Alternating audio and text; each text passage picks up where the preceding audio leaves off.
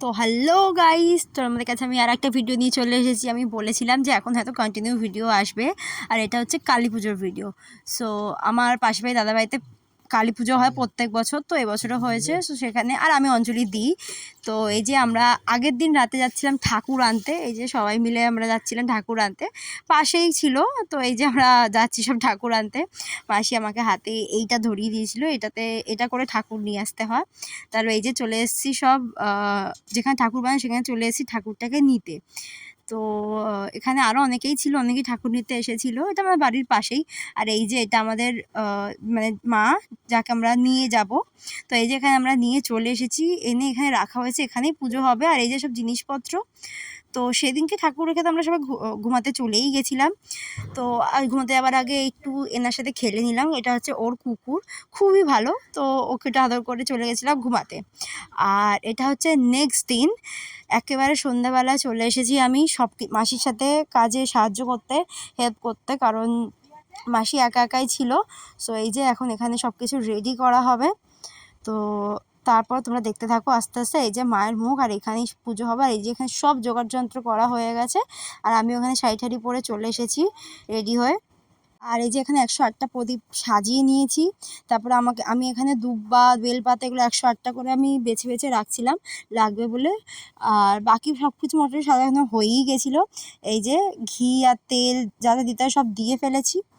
তো মোটামুটি যোগাযন্ত্র সবই হয়ে গেছিলো, কিন্তু ঠাকুরমশাই অনেক রাত করে এসেছিলো, প্রায় 1টারও পর ঠাকুরমশাই এসেছিলো।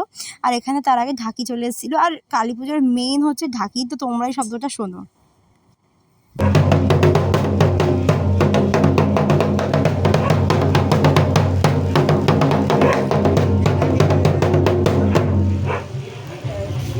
তো তারপরে এই যে এখানে ঠাকুরমশাই চলে এসেছিলো, আর এখানে ঠাকুরমশাই মাকে সাজাচ্ছিল। অনেকটাই রাত করে এসেছিলো, তো তাড়াতাড়ি তাড়াতাড়ি করে সব করছিল। তো দেখো এখানে মাকে সাজিয়েছে, মাকে কি সুন্দর লাগছে না? এই যে মাকে ফুল ওড়না সব কিছু দিয়ে সাজানোর পর ঠিক এরকম লাগছিলো, খুব মিষ্টি লাগছিলো। আর মায়ের মুখটাও খুব সুন্দর লাগছিলো। তো তারপর ঠাকুরমশাই এখানে পুজো করছিল, আর ঠাকুরমশাইটা খুব সুন্দর নাচতে নাচতে পুজো করছিল। আর আর এই যে এখানে আমরা অঞ্জলি দিয়ে নিয়েছি। অঞ্জলি দিতে দিতে প্রায় বেজে গেছিলো 4:30 মতো ভোর। তো এই যে এখানে দেখতে পাচ্ছ আমার চোখ মুখ প্রায় ঢুকে গেছে, কারণ 1.5 দিন ধরে না খাওয়া। আর তারপরে এই যে এখানে যজ্ঞ হচ্ছিলো। আগেরবার আমি যজ্ঞতে ছিলাম না, বাট এবছর যা যা অঞ্জলি দিচ্ছে সবাই এখানে প্রায় যজ্ঞতে বসেছিল।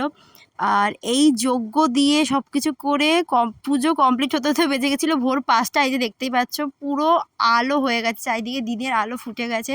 আমরা এখন সবে পুজো দিয়ে উঠলাম, পুরো ডট 6টা বাজেছিলো তখন। আমি সেটাই বলছি যে পুরো 6টা বাজে, আর আমরা এখন পুজো দিয়ে উঠলাম।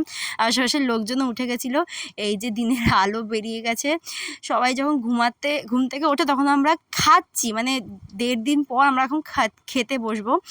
তো আমার মুখের হাসিটা এই জন্যই ছিল, কারণ এখানে পোলাও আলুর দম ছিল। আর পোলাও আলুর দম আমার ফেভারেট, ওই জন্য আমি বলছি যে আমি 1.5 দিন পর এখন আমার ফেভারেট খাবার খাচ্ছি। মানে খাওয়ার মতো এনার্জি ছিল না আমার মধ্যে। এই যে আমি এখন বাড়িতে চলে এসেছি, এখন আমি ঘুমাবো, কারণ দেখতেই পাচ্ছি আমার চোখ পুরো ঢুকে গেছে, আমার মধ্যে এখন এনার্জি নেই। তো এখন আমি ঘুমাতে যাচ্ছি, আমি উঠবো আবার অনেক পরে। সত্যি অনেক পরে উঠেছিলাম। দুপুরবেলা আমার ওদের বাড়িতে নেমন্তন্ন ছিল, তো আমি এখানে চলে এসেছিলাম খেতে। এই যে এখানে চিকেন হয়েছিল। অ্যান্ড দেন তারপরে আমি দুপুরবেলা রেডি হয়ে বেরিয়ে পড়েছি ঘুরতে। তো এই ব্লগটাও আসবে। আপাতত এই ব্লগটুকু এইটুকুনি। তোমাদের ব্লগটা কেমন লাগলো তোমরা জানিও, ভালো লাগলে লাইক কমেন্ট করো। সো দেখা হচ্ছে নেক্সট ভিডিওতে। Bye bye.